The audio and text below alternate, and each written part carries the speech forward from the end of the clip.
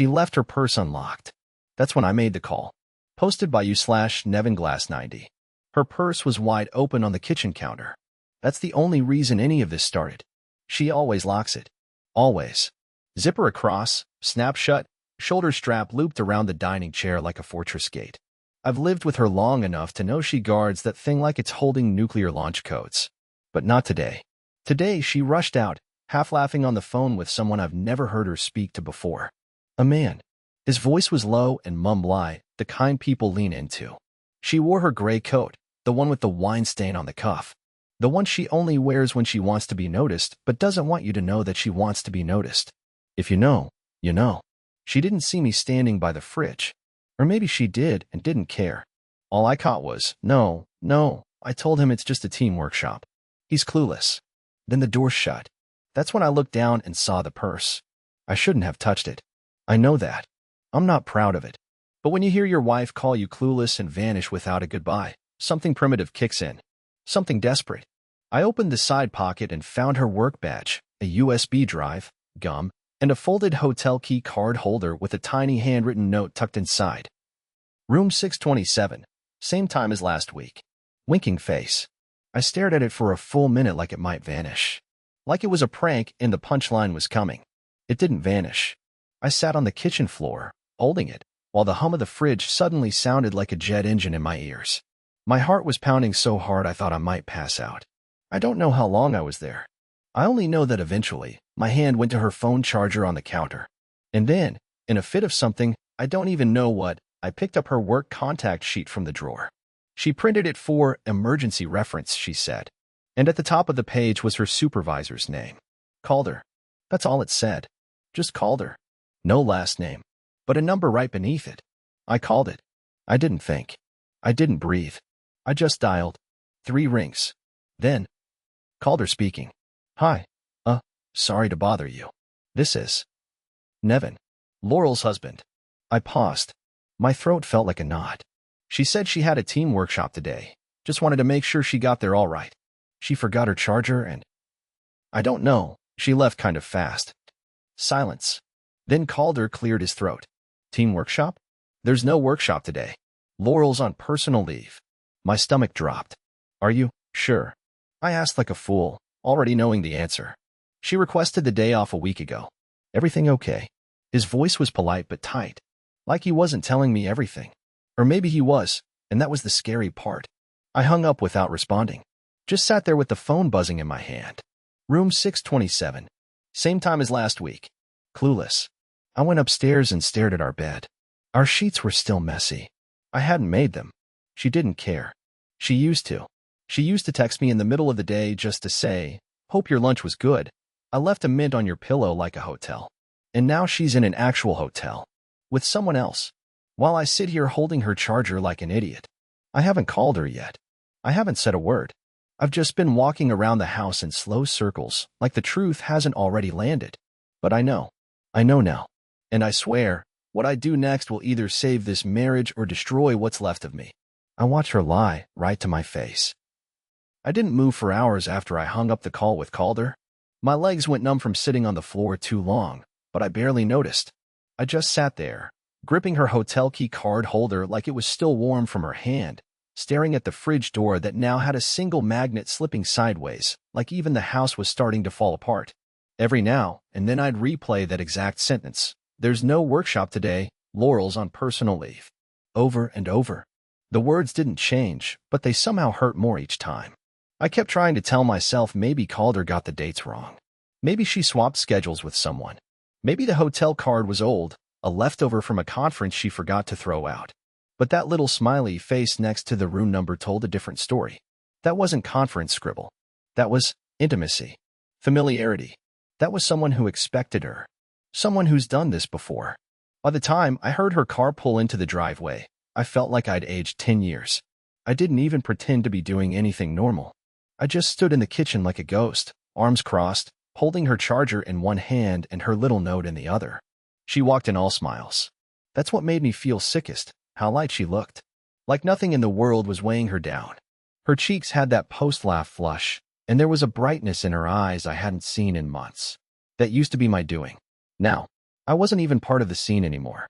Hey, babe, she said, tossing her keys in the bowl by the door. You wouldn't believe how chaotic today's workshop was. My head's still spinning.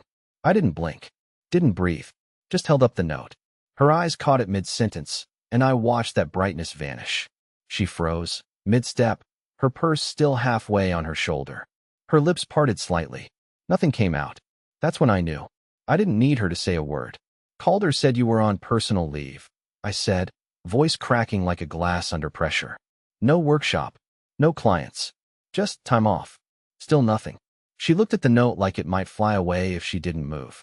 Her chest rose once, sharply. Then came the lie. I was with Marissa, she said too quickly. We met at the hotel cafe for brunch and just stayed to catch up. That's her room. She checked in for some spa thing, I don't know. She always puts dumb notes like that. You know her. I'd never met a Marissa. I didn't even know if Marissa existed. I stared at her like she was a stranger, like someone wearing my wife's face, but not quite getting the shape of her voice right. I wanted to scream. I wanted to throw the note across the room and demand the truth.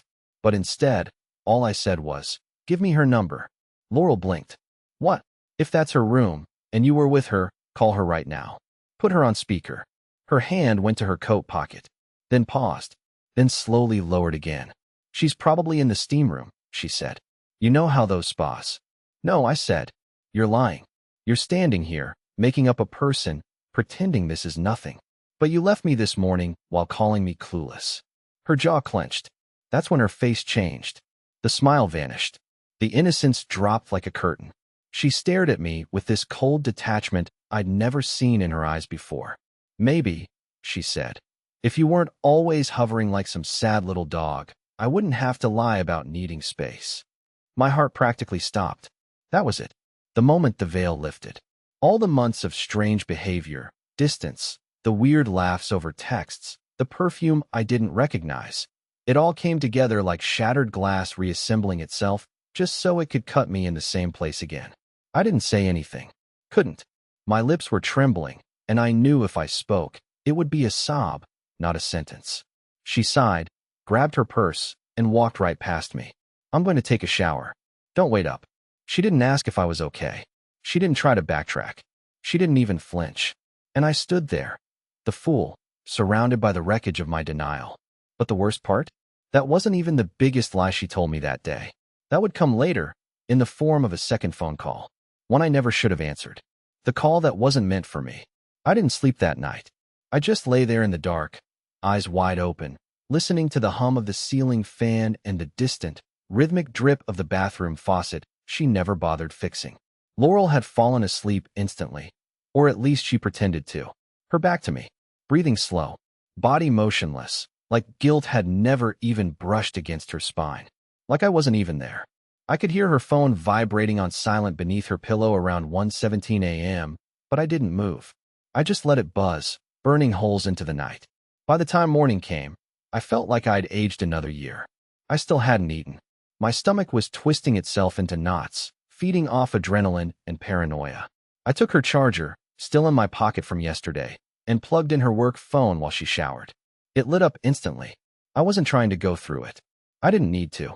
Something much worse happened on its own. The screen lit up with a name.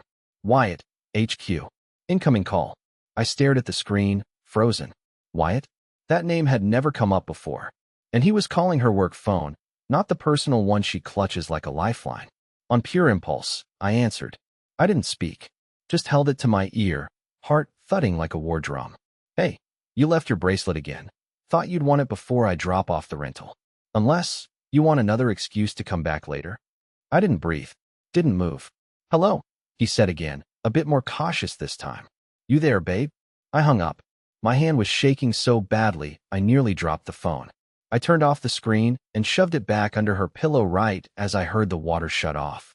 My knees nearly gave out. So now it was Wyatt. Whoever that was. Babe. Another excuse to come back later. The bracelet.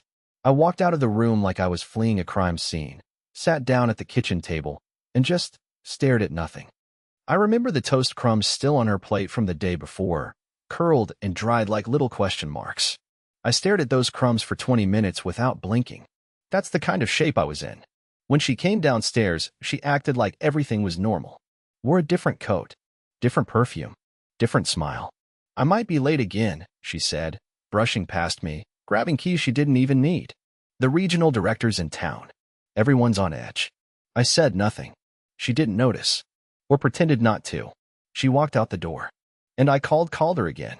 I told myself it was for confirmation, to hear him say it one more time, so I could stop thinking I was imagining it all. But deep down, I just wanted someone else to see what I was seeing, to feel the weight I was carrying. Mr. Glass, Calder said, more cautious this time. Is everything all right? Sorry, I needed to ask again. Yesterday, Laurel's personal day. Do you know if she's used others recently? Or if she's scheduled more time off coming up? He hesitated. Then, carefully, she requested next Friday off as well. It's already been approved. My stomach lurched. Did she say why? Just marked it as a wellness day. I assumed it was a doctor appointment, or something personal. A second Friday. A second personal day. I could barely speak. Has she taken many lately? Well, Calder exhaled slowly. She's used more than most. I didn't think anything of it. She always says she's feeling burnt out. But listen, Mr. Glass. I probably shouldn't say this, but is something going on? I almost told him everything right then and there. But what would that even accomplish? Calder wasn't a therapist. He wasn't my friend. He was just another witness to my wife's double life, and like me, he didn't know the whole story yet. I thanked him and hung up. Then, I made a list. A literal one. Pen and paper.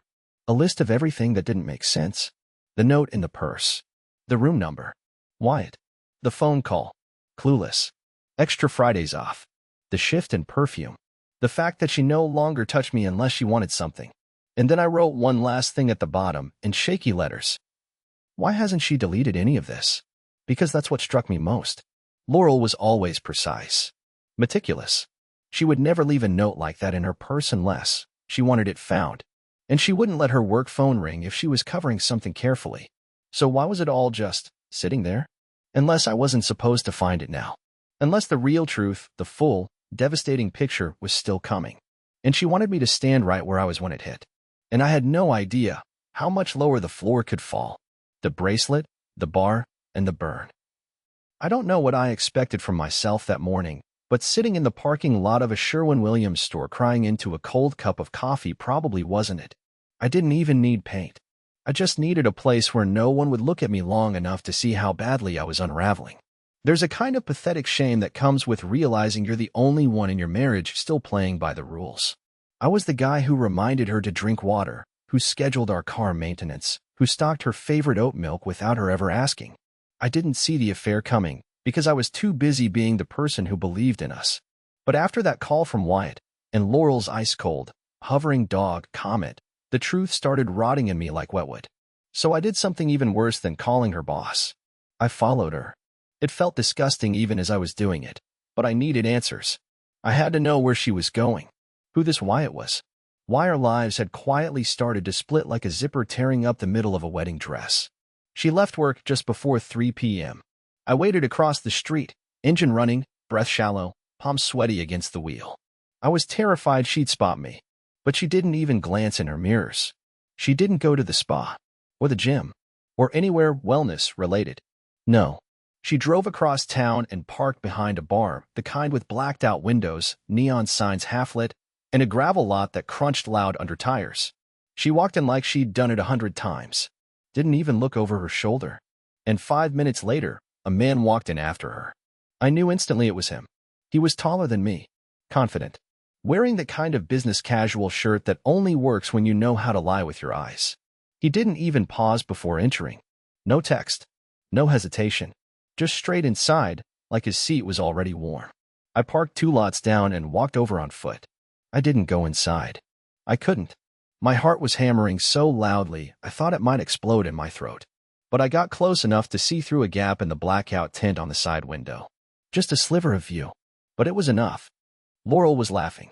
Not just laughing, leaning into him, shoulder brushing his, fingers twirling the stem of a wine glass like she was in a commercial. His hand was on the table, palm open. Hers touched it briefly, lightly, and then didn't move away. She never touches my hand like that. Not anymore. I stood there, outside that bar, watching my wife flirt like a woman who'd never been married, who didn't have a man at home wondering why her side of the bed smelled like perfume and distance. I didn't scream. I didn't cry. I didn't even rage. I just walked back to my car in silence, every nerve in my body buzzing with disbelief. I thought I knew pain. I thought the phone call was the worst it could get. But nothing hurts like seeing the person you love become someone else, right before your eyes. I drove home on autopilot, barely remembering the red lights. When I got back, I went into our closet. And there it was, tucked inside her jewelry drawer, a thin silver bracelet with a little blue charm, the same one I saw glinting on her wrist in that bar. The same one she forgot, according to Wyatt's call. She'd come back for it later, he said. She left it on purpose. Just like the note. Just like everything else. She was leaving a trail of clues, and now I was starting to see why. This wasn't just a fling. This wasn't an accident. This was an exit. And the scariest part? I still didn't know what she was waiting for. But I was beginning to suspect she wasn't planning to tell me. She was planning to make me be the one to leave. And if I didn't, maybe she already had a way to push me. I don't know what I was hoping for when I got home that night. An apology? A confession? Some kind of wild emotional breakdown that ended with her sobbing in my arms, saying it was all a mistake? I had this pitiful little dream where she'd walk through the front door, see the look in my eyes, and everything would spill out: truth, regret, promises, even tears. Instead, she walked in humming. That stupid lo-fi song again.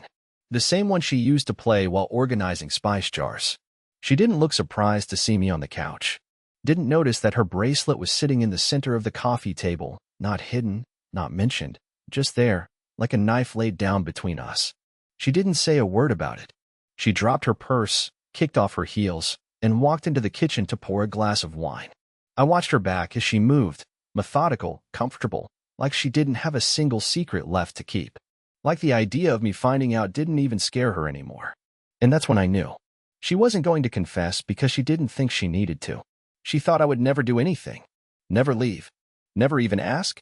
That hurt more than all of it. I couldn't speak.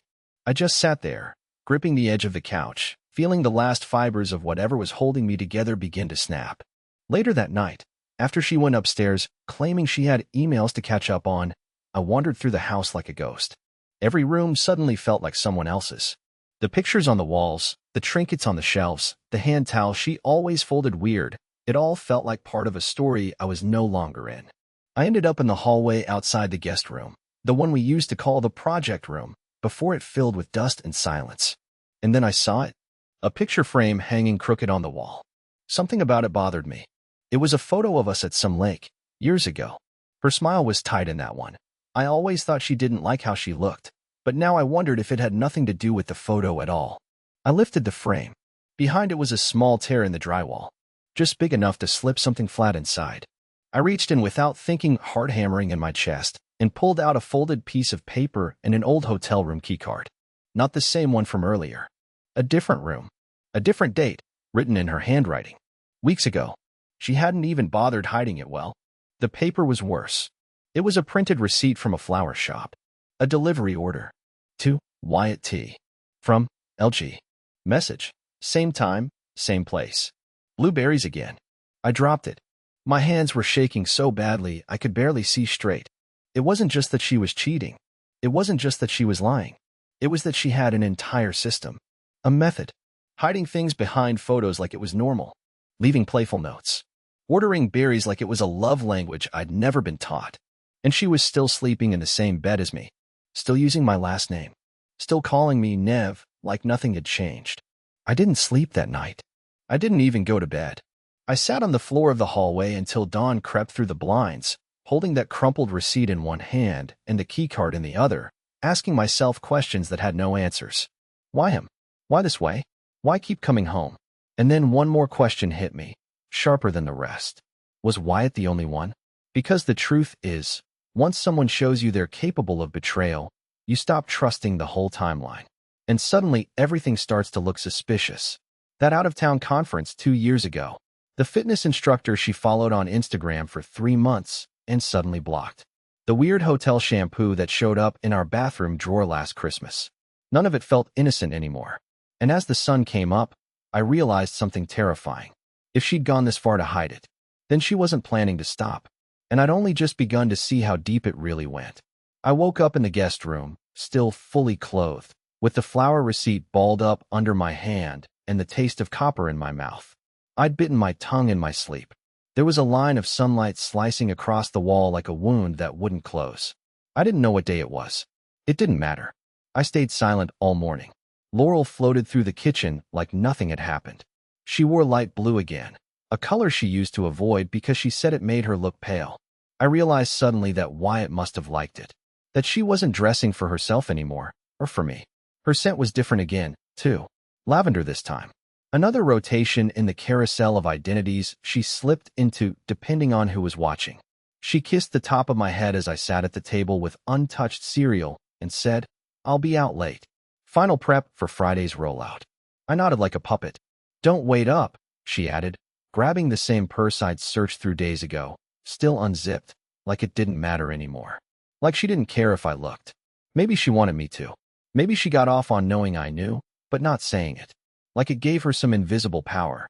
She was already out the door before I realized I was gripping the spoon hard enough to snap it. That afternoon, I finally cracked. I didn't follow her. I didn't try to trap her in some dramatic confrontation. I did something far worse. I went to the hotel. I didn't even pretend to be casual. I walked straight into the front lobby of the Westfield Suites like I'd been there 100 times. I had the room number. 627. I had the old key card. I had no plan. The woman at the desk looked up and gave me the kind of polite smile you give to someone who's either a guest or about to cause a scene. "Can I help you, sir?" I tried to keep my voice level. "I left something in a room a few days ago. My wife and I were staying. Room 627. She checked in early, I came later, and I think I might have left my wedding ring." She blinked, tapped something into the keyboard. "Do you remember the checkout date?" I nodded. I'd memorized it. The day after the note I found. The same day Laurel claimed she had a client breakfast and creative retreat. She typed, paused. "I'm sorry, but that room was registered to a Mr. Wyatt Tressel. There's no Laurel Glass listed on the booking." I felt the heat rise into my face. I leaned on the counter to steady myself. I know. She probably used his reservation.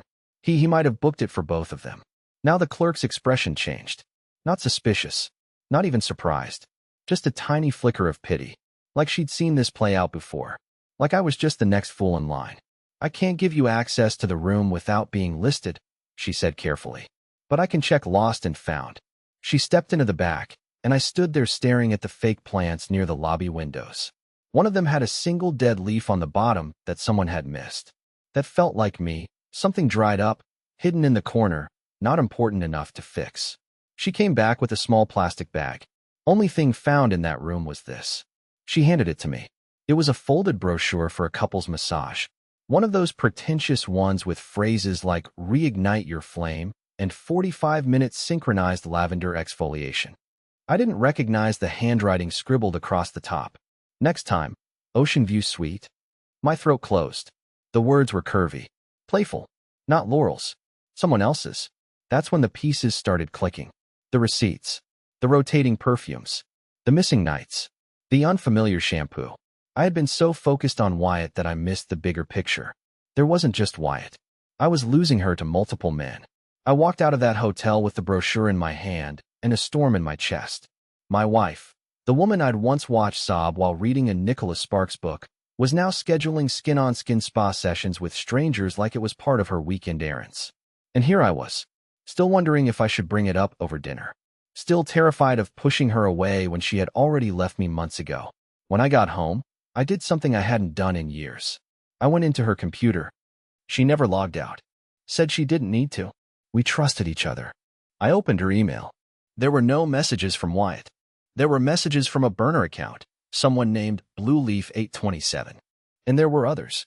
J.Smith_CT, David Midtown. None of them were saved in her contacts. All threads short, clinical, but unmistakably clear. Arrangements. Dates. Rooms. Times. Should I bring the same wine? Parking on the west side again? You wearing the green one? Laurel wasn't having an affair. She was living a double life. And I wasn't her husband anymore. I was just the guy who paid the mortgage on the house she changed clothes in between appointments. I closed the laptop. And for the first time in my life, I wished I had never fallen in love at all. I didn't eat for almost 2 days after reading those emails. Not because I was trying to make a point or punish myself. My body just stopped asking.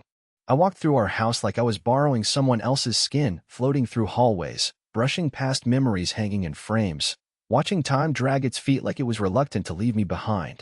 Laurel barely noticed. She still kissed the air near my cheek each morning, still complimented my shirts like we were in the first few months of dating, still sat beside me on the couch and pretended to watch crime dramas while texting work people under a throw blanket. I started timing how often she opened her phone. 13 times in 22 minutes. She laughed at something once, one of those short, breathy laughs you only hear when someone's flirting, and when I turned to look at her, she muted the TV and said, "I'm just tired." That wasn't funny. I didn't respond. I couldn't anymore. Words felt like handing her tools she'd later use to dig deeper into me. That evening, I did something I never thought I'd do again. I opened the freezer looking for her lies. I know how that sounds. Desperate, borderline paranoid. But my brain had changed. It had restructured itself into a map of hiding places, picture frames, closet boxes, beneath rugs, inside coat linings. And the freezer? The one place she thought I'd never check? It had a folded Ziploc bag stuffed in the back, behind a stack of frozen soup I'd prepped for her lunches months ago. Inside the bag was a plain white envelope. No name. No label. I took it to the garage and opened it with a knife. Inside were receipts. Not just hotel slips, those I expected, but handwritten lists. Names. Codes. Slang I didn't understand. B. Saturday 2 p.m. /wine plus 200. JS. Marriott last week. Reimbursed? D3X this month. Space out next. I stared at the lists until the words started to blur. It looked like scheduling, billing, logistics. Like she was managing an operation. These weren't flings. These weren't even relationships. She was orchestrating something. And that's when it truly hit me, the thing I'd been dancing around for days but hadn't let myself say out loud. Laurel wasn't cheating. She was profiting. The flower receipts. The burner emails. The anonymous accounts. The back-to-back personal days. Even the bracelets and spa bookings, they were all part of a service. A ritual. A business. I don't know how long I sat there on the cold garage floor, holding those papers, but the daylight had shifted completely by the time I heard her car pull up. I stuffed everything back inside the envelope and shoved it under the toolbox. She walked in moments later, heels clicking like metronome taps. Her voice was light, cheerful, too cheerful. "You won't believe how long that dinner dragged," she said from the kitchen, unwrapping a mint. "If I have to listen to Cheryl pitch another rebranding idea, I swear I'll jump out a window." I stood in the doorway. She didn't look at me. She was facing the sink, still humming, like nothing in her world was off-kilter. "Was it a dinner with Cheryl?" I asked.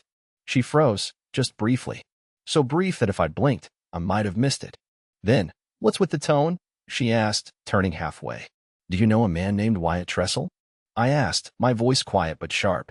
She stared at me. Her face didn't crumple. It didn't flash guilt. What I saw instead was calculation, a flash of gears turning behind her eyes. "What are you doing, Nevin?" "You're selling time," I whispered. "Aren't you?" She didn't deny it. She didn't even flinch. Instead, she laughed. Softly. Sadly. "Don't act like you didn't know," she said, walking slowly past me toward the stairs. "You didn't want to know. You haven't wanted to know for a long time." I stood there, heart burning in my chest like someone had lit a fire from the inside out. "What does that mean?" I called after her. "What the hell does that mean?" She paused at the bottom step, looked over her shoulder. "You stopped touching me 2 years ago, Nevada.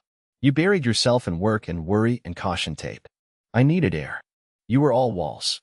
You could have talked to me." "I did," she said, voice flat. "You called it drama." Then she was gone. Just like that. She didn't yell. She didn't cry. She didn't even apologize. She simply confirmed everything without ever having to say the words. And I stood in the dark, listening to her footsteps on the second floor, realizing I wasn't part of this marriage anymore. I was just the last man left in a house she'd already moved out of in every way but physical. The silence that settled after Laurel disappeared upstairs wasn't the kind that follows a fight. It was a different kind, heavier, deeper. The kind that arrives when something ends before you can name what it really was. I didn't go after her. I didn't scream. I didn't beg. I didn't even ask her to stay. Because in that moment, I finally understood something that had taken me 8 wasted years to realize. She hadn't been with me in a long time. I just hadn't been brave enough to accept it. I slept in the guest room again that night, door closed, eyes wide open, watching headlights from passing cars drift across the ceiling like ghosts too tired to haunt. I kept replaying what she said. You didn't want to know. And for a second, I almost believed her. Almost let the guilt crawl back in. But no, I had flaws. I had fear. But I didn't deserve betrayal. I didn't deserve lies carved into birthday cards, secrets hidden behind photo frames, or love reduced to scheduled transactions. And for once, I wasn't going to carry both our sins. The next morning, she was gone. Her side of the closet was half empty. The silver bracelet was missing from the table. No note. No explanation. Just an open space in the hallway where her perfume used to linger. And strangely, I didn't panic. I didn't cry. I just stood there in the center of our quiet house and breathed in, really breathed, for the first time in months. I called a lawyer that afternoon. Not because I was angry. Because I was ready. I asked questions. I made a plan. I told him I didn't want a battle, just a clean cut. He said he'd seen hundreds of cases, and mine was one of the quietest voices he'd heard, but one of the clearest. Over the next few weeks, I untangled my life from hers like threads separating in warm water. I canceled joint accounts. I changed passwords. I packed away photos. I started cooking again badly, but it didn't matter. I even went out once, just to sit in a diner alone and not feel like a ghost. Then came the day I found the last thing I didn't expect. A letter. It came in a plain envelope, no return address, postmarked from a city she had once told me she hated. Inside was a single sheet of paper, handwritten, short. You were always too good for the version of me I chose to become. I didn't deserve your loyalty. But I hope one day you'll find someone who sees it and never asks you to apologize for it. Thank you for loving me when I didn't know how to love myself. I hope you do now. L. I folded it. I didn't cry. I didn't hold it to my chest. I just stood at the window, watching late autumn leaves dance across the street, and let it end. For real this time. And here's what I can tell you, months later. I'm not healed yet, but I'm healing. I still walk through quiet rooms and hear echoes. I still flinch when I smell that cherry vanilla lotion. But I'm also learning to laugh again, not the polite, tired laugh I used to fake during her excuses, but a real one. One that lives in the chest. One that doesn't ask for permission. Last week, I met someone new. Her name's Clara. We talked for 4 hours about terrible 90s movies and French toast. She smiled like she meant it. And when she asked me what I'd been through, I didn't lie. I told her the truth, gently. She didn't flinch. She just nodded and said, "Sounds like you survived something you were never meant to carry." She was right. I did survive. And I'm still here. Still me. A little bent. But finally free.